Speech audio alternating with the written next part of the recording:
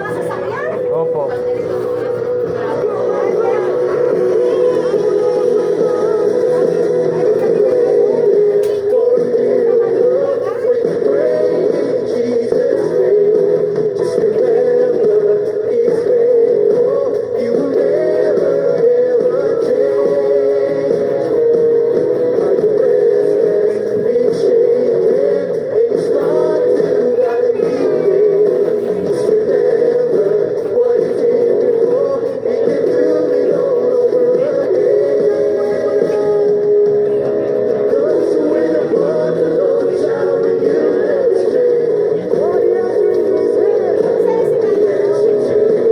Masaya si mama mo? Kawawa ka? Ano? Yung baby? May baby na si mama mo. Kawawa si baby? Bakit? Ha? Ano? Ulit. Bakit kawawa si baby? Nasaan si baby? Bakit niya kawawa si baby? Hindi joke lang siya. Akin na lang si baby. Atin si baby. Ah, bigay mo na lang sa akin si baby. Atin si baby. Ha? Atin si baby. O ikaw na lang ang akin. Atin. Ha? Ikaw na lang ang akin. Sama ka na sa akin. Gusto mo? Ayaw po. Ay! Grabe yung bata to. Matatas. Matatas ang batang to. Kamusta naman kayo, mga kapatid? Pasensyahan niyo ako na marami po akong ganap sa buhay. Talagang alas 10 na nung tumawag po sa akin na may pagpipray kami sa ano po, sa Santa Maria, Bulacan. Kaya medyo kahit na malayo, pinuntahan namin. Kasi pag ganun pong emergency, kailangan po talagang tekahan. Hindi po pwedeng hindi. Kaya sabi ko, Diyos ko na, paano ba? Tapos ang hirap pa pumasok sa hospital kasi hindi kami pinapapasok lahat. Isa-isa daw. Isa lang. Ay, nako, kaya lalo kami nagtatag. Sabi ko, may pagpipray lang po kami. Ayaw pumayag. Tapos, ang kami ng bagong sila, ng bagong silang, lahat ng buong Caloocan, hinihintot na nakakapagod. Traffic. Tapos pagtapo, turo ko ng Bible study dito sa AFP. Traffic din dito, hindi gumagalaw. Okay, sige, tayo pong lahat ay wala pa kay attendance nung nakaraan ha. Senyor, attendance senyor. Sunday service, wala kayong Sunday service. Attendance sir ha. Ano kantayin natin, Brother Ryan? Ano kantayin natin?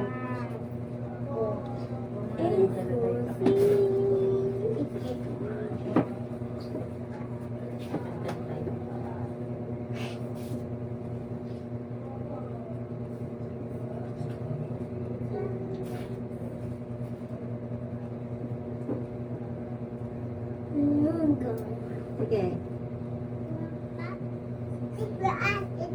Sige, Brother Ryan.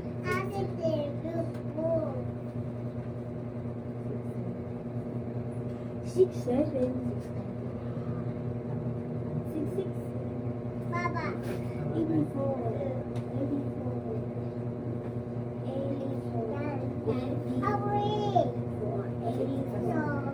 84. Yan, ETCU. Sige, awit tayo mga kapatid. Tayo tayong lahat.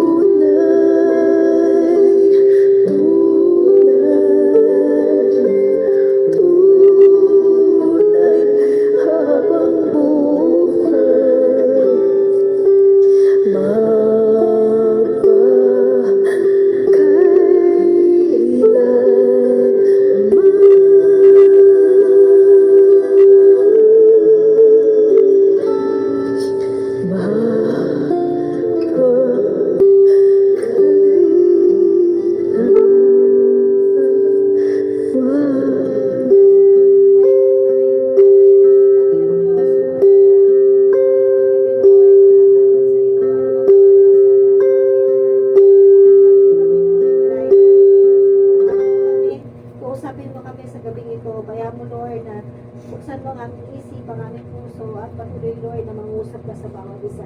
Lord, maraming pong salamat sa iyong papuri, pasasalamat sa iyong nag-iisang pangalan, sa pangalan ni Jesus, sa lahat yung magsabi na Amen. Ang sabi po sa Luke chapter 1 verse 37, for nothing will be impossible with God. Tapos basan po ng Lord ang ating talatang binasa, tayo pong lahat ay makakaupo. Okay. Pag sinabi po mga kapatid, bawat isa sa atin, alam po natin na iba't ibang klaseng problema, pagsubok yung pinagdadaanan natin. Karamihan sa atin may problema sa pera. Di ba? Wala, karamihan naman sa atin, di ba, may problema sa... Ang dami pong may sakit ngayon, sa totoo lang. Daming may sakit. Kaya yung iba naman may problema sa... Yung pinagdadaanan ng mga politiko ngayon, may problema sila sa personal, corruptions, di ba? So, ang daming problema. Kung titingnan po natin, mga kapatid, yung mga problemang dumadating po sa buhay natin, tila baga, mga kapatid, na para tayong walang, kumbaga parang, ano na, imposible nang malutas. Tama ba? Lalo na mga kapatid, pag sinabi mo cancer patient, nag-dialysis, nag-chemotherapy, tama po ba? Parang hopeless situation na yan, may tinaningan na ng buhay, di ba? Pero alam niyo po ba mga kapatid, sabi nga po ba ng Panginoon sa atin, dito po sa talatang binasa natin, God has a limitless power. Pag sinabi pong limitless, ay yung pong walang hanggan yung kapangyarihan ng Diyos. Yan po ba? Yung power po ni Lord, yung hindi kayang gawin ng tao, kayang gawin ng Diyos. Diba po? Kumbaga walang imposible po sa Panginoon. Pinapakita po sa atin mga kapatid na anything pwede po niyang pagtagumpayin. Anything mga kapatid can be accomplished. Pag sa Panginoon tayo nagtiwala mga kapatid, sabi nga, no matter how impossible mga kapatid it seems to human, sa tao po mga kapatid sa atin, lahat imposible. Pero sa Diyos, hindi po. Yung nagaganap po mga kapatid, pwede mag-turn into blessing. Meron nga po akong patotoo mga kapatid na nabasa. Ang sabi po mga kapatid, na isa pong Christian, matanda na po yung Christian, sabi niya, nakatira po siya sa isang bundok. Bundok po mga kapatid na walang right of way, walang daanan. So hindi nakakadaan ang sasakyan, ibig sabihin. So para po siya makapunta sa church, kasi sa baba pa po ng bundok yon, so kailangan niya po na mag-walk. At her age, 70 plus, napakahirap para sa kanya. So pinreach ni pastor, sabi ng pastor, pag kayo may bundok sa buhay, paat nanampalataya kayo sa Panginoon, ano man ang hingin nyo sa Panginoon, kaya nyo yung usugin. Pag sinabi nyo sa bundok na pausog, uusog, di ba? Sabi ganon. Ngayon, itong matanda, ginawa niyang literal. Kasi ang kanyang bundok naman, ang problema niya talaga bundok, na gusto niya, mapatag yun. Tapos magkaroon ng right of way sila para hindi siya mahirapan sa pag may sasakyan na makapagbiyahe. Ngayon mga kapatid, pagising niya sa umaga, sabi niya, bundok, pinalalayas kita in Jesus' name, lumayas ka dyan. So, ginawa niya ng Monday, Tuesday, Wednesday, Friday, Thursday.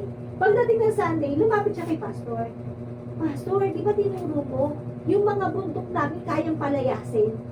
Sabi niya, yung bundok doon sa amin pinalalayas ko eh. Sabi niya gano'n. Ngayon, sabi naman ng pastor, sister, that is symbolical. Ibig sabihin, hindi yan literal. Yung sinasabing bundok dyan, yan yung mga bundok ng problema. Kung may problema ka financial, material, spiritual, personal, yan yun na kaya kong itaboy, palayasin. Yan sabi nung netong matanda, ang problema ko nga yung bundok. Kasi nga, gusto ko magkaroon ng right of way.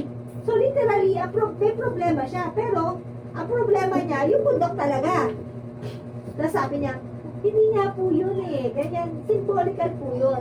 Tapos sabi niya, basta, pastor, naniniwala ako at nananampalataya sa Panginoon. Nahahawi niya yung bundok na yan. So, umuwi yung pastor na medyo, syempre, alam mo naman na ano pa siya, na hindi niya alam kung paano niya i-encourage tong tao. Pero yung tao, buong faith na sinasabi niya, hindi, tatanggal yung bundok na yan. So, Lunes na naman, harap na naman siya sa bundok. In the name of Jesus Christ of Nazareth, lumayas ka bundok. Tuesday, Wednesday, Thursday, pagdating ng Friday, may kumatok mga taga-DNR sa buhay niya. Sabi gano'n, tok, tok, tok. sa inyo, dito po pala kayo nakatira.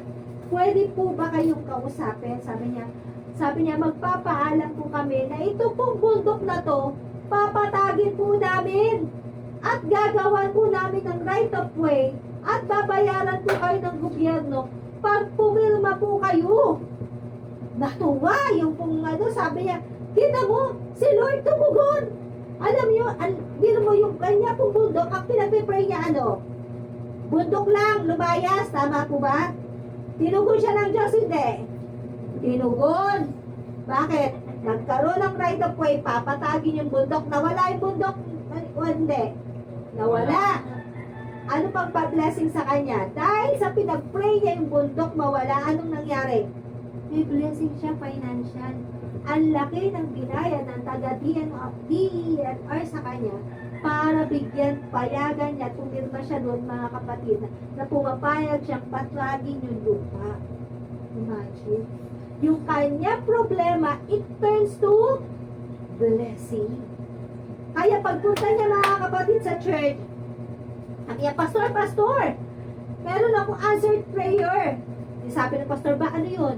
Yung bundok, tatanggalin ni Lord. Papatagin.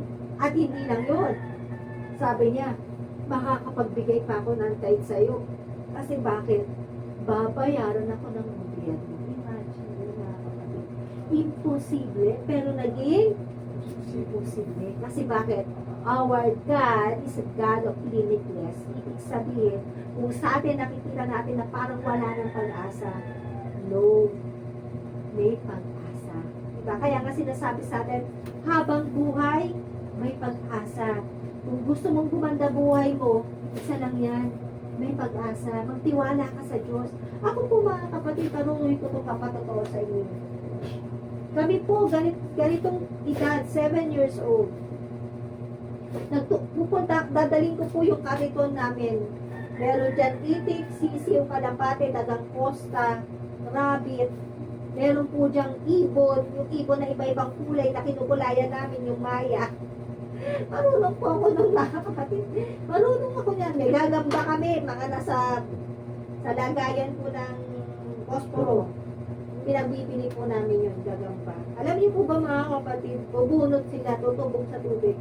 Alam niyo, at the age of 7 years old, marunong na akong kumita ng pera. Pero sabi ko, nangarap ako. Kasi ako yung batang hindi nakapaglaro. Hindi po ako nakapaglaro kasi panganay po ako sa magkakapatid. Hindi po ako nakapaglaro. Para feeling ko, na-deprive ako. So, lahat ng dahil panganay po ko, lahat ng problema, nakikita ko yung nanay ko na pagod na po kakalabas na sisim, itik, kalapate, ganyan, mga game and watch. Naawa po ako, nakikinda niya. Sinabi ko sa Panginoon, Lord, please, ayoko na ng ganitong buhay. Sabi ko, baguhin mo yung buhay ko. Ayoko ng ganito. Ayoko ipamana yung sa mga anak ko, yung buhay ko ngayon, na yung binana ko sa nanay ko na pagtitinda ng sisiw, itik ng mga kakayupan, maging kahayupan din yung pahanap buhay ng mga anak mo. Siyempre, di ba mga kapatid? So talaga nag-pray ako sa Panginoon na napalataya ako. Sabi ko, nung sinabi sa akin ng nanay ko na, hindi ka na kita kayang pag-aralin, hanggang ka-high school ka na lang. Mga kapatid, naiiyak ako, kasi hindi niya na talaga ako kayang pag-aralin. So, 4 po kami magkakapatid. So, nung time na yun, mga kapatid, sabi ko, hindi! May Diyos ako! Alam niyo po ba, mga kapatid, ako mag-isa, nag-enroll, nag-ano ako sa PUP, kumuha ako ng exam. Ang exam sa PUP, kaya hirap-hirap, mga kapatid. Ilang beses pinapasahat kami ng ganito, kakakapal na answering, questionnaire. Pasa. Alam niyo mga kapatid, habang nag-exam ako, sabi ko, Lord, please, kailangan ko makapasa ng PUP or else hindi ako makakapag-aral. Kasi PUP lang po yung pinakamababang tuition. Alam na talagang 500, 200, 500 lang. Sabi ko, Lord, please, kailangan ko makapasa dito. Alam niyo po ba mga kapatid, pamantasan ng Maynila, nag-exam din ako. Yung mga klase pa tinatanong ko, saan ka mag-aaral? La Consolacion, UST, ang gaganda ng school, FEU. Ikaw, ko alam kung makakapag-aral pa ako. Sabi ko, basta ako nananampalataya. PUP ako, or kaya pamantasan ng Luzon na Maynila. Sabi ko po gano'n. Alam niyo po ba mga kapatid, yung unang lumabas, pamantasan ng Luzon ng Maynila. Pasado ko. Thank you, Lord. Sabi ko, iniisip ko, paano pamasahe ko? Eh, Araneta, Avenue lang kami. Paano pamasahe ko? So, syempre, pamasahe, malaking factor yun. Pag wala ka pamasahe, hindi ka makakapunta. Eh, Luneta pa yung pamantasan. Malapit po sa Luneta. Tapos po, sabi ko, Lord, kailangan makapasa ako sa PUP. Kapara walking distance sa bahay namin. Alam niyo po ba mga kapatid, lumabas yung pangalan ko, nabasa ko. Jacqueline Flores. Tuwan-tuwa ako, sabi ko, thank you Lord. Alam niyo mga kapatid, nilalakad ko lang magmula sa bahay namin sa Araneta hanggang sa PUP na nilalakad ko yun. Tapos nag-decide ako, sabi ko, Lord, tulungan mo ko, magtatrabaho ko. Nag-working student ako mga kapatid. Data encoder sa gabi. Tapos mga kapatid, sabi ko, Lord, tulungan ka. Kung nakikita niyo ako ngayong payat, mas payat po ako dati, malahati lang yung katawan ko. Sabi ko, Lord, tulungan mo ko or else hindi ako makakatapos. Imagine mga kapatid talagang sa habag at biyaya ng Diyos, pinag-aral ko po sarili ko, pinag-aral ko yung kapatid ko. Pero alam niyo po ba mga kapatid, nakakatuwa si Lord, hindi po niya ako pinabayaan. Ni minsan, hindi po ako nagkasakit. Napanggabi yung trabaho ko. Nakapagtapos po ako ng pag-aaral sa habag at tulong ng Diyos, mga kapatid. Doon ko po nakita na binago ng Diyos. Sabi ko nga po, yung mga taong kapitbahay namin, mga kamag-anak ng stepfather ko, sinasabi na, hindi, hanggang dyan na lang kayo. Yan, pagtitinda mo ng mga sisig, hindi kalapate, yan na kayo. Pero alam nyo, hindi ko po tinanggap yun. Sinabi ko, isang araw, magkakaroon ako ng trabahong maayos. Isang araw, magkakaroon ako ng sariling bahay. Isang araw, sabi kong gano'n, yung dinanas kong hirap, hindi dadanasin ng anak ko. Alam niyo lahat po yun? Alam niyo po ba? Lahat po yun, ibinigay ng Diyos po sa akin. Bakit? Nagtiwala ako sa Diyos. Dahil sa Panginoon, walang imposible. Kaya ako po mga kapatid sinasabi ko, kung yung buhay niyo po ngayon, galing din po ako sa ganito. Galing din po ako. Kaya naiintindihan ko. Kaya pag may mga bata po ako nakikita, sinasabi ko, mag-aral kang mabuti. Kailangan mong makatapos.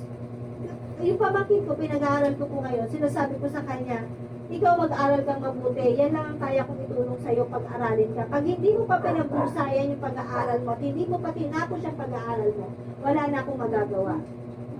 Ibig sabihin na dyan ka na lang. Pero kung pag natapos ka ng pag-aaral, sabi ko sa kanya, aahon ka sa hirap. Totoo po yun. Alam niyo po ba mga kapatid, in-encourage ko talaga. Ngayon po yung pamangkin ko, salamat sa Diyos, kasi third year college na siya. Yun, sa isang taon, hopefully graduating na. Kaya, although kahit mahirap para sa akin, pinapag-aaral ko. Kasi yun lang yung kaya ko kung itos sa kanya, ikatulong. Kasi sinasabi ko nga, sa akin, imposible mangyari. Pero sa Diyos, posible. Kaya tayo po, bawat isa po sa atin, yung mga imposible sa utak mo na magkaroon. Ako, imposible magkaroon po ako ng bahay. Pero, bakit ginawa ng Diyos na posible? May bahay po ako sa Bulacan. May bahay ako sa Novaliches. May bahay po ako dito sa Luzon. Bakit? Kasi sa Diyos walang imposible. Kasi, grabe po hirap ko noon. Kung ito po nakikita niyo yung area yung ganito, mas maayos pa po kesa sa tinirahan ko. Mas maayos pa. Yung tinirahan ko lang mga kapatid, konting toothbrush ng kapitbahay, baha sa bahay namin. Kami lang ang binabaha. Buti nga dito, buong kapitbahay. Kami lang. Tirik na tirik yung araw, binabaha kami. Bakit? Lahat ng pinagamitan nila doon po pumupunta sa amin. Ganon, pinagdaanan ko po. Pero, hindi po ako pumayag sa Panginoon. Sinabi ko po sa Panginoon, Lord, baguhin mo yung buhay. Kaya binago ko ng Diyos yung buhay. Kasi wala pong imposible sa Diyos. So tayo, patuloy tayong manalangin. Patuloy po tayong makinig na salita ng Diyos. Patuloy kayong sumunod sa Panginoon. Kasi bakit? Yung ginagawa niyo pong pagsunod sa Diyos, ginagawa niyo pong pakikinig ng salita ng Diyos, isang araw, ito po'y pagdideposit sa Lord. Nagdideposit kayo ng oras, ng panahon, ng lakas niyo. Kahit nakaupo ka dyan, nagdideposit kayo sa Lord. Para pag dumating na pangangailangan nyo, isang tawag nyo ng, Lord, mag-withdraw ko. I-withdraw kayo. Pero pag kayo po, wala po kayong dineposit sa Diyos, pag nag-withdraw kayo ng pangangailangan nyo, paano pa po? Diba po? So, kaya kung mga kapatid, sabi ko nga, itong paglilingkod na ginagawa ko po sa Lord, ito po'y pagtanaw ng utang na loob ko sa Diyos. Ngayon po, yung mga dati namin kapitbahay na mayayaman, akala mo hindi na magbabago yung buhay nila. Pag nagkikita-kita po kami ngayon, nakaka-amaze sila sa Panginoon. Sabi niya, grabe kayo, no, Jackie, diba? Dati ganito lang kayo, hindi namin sukat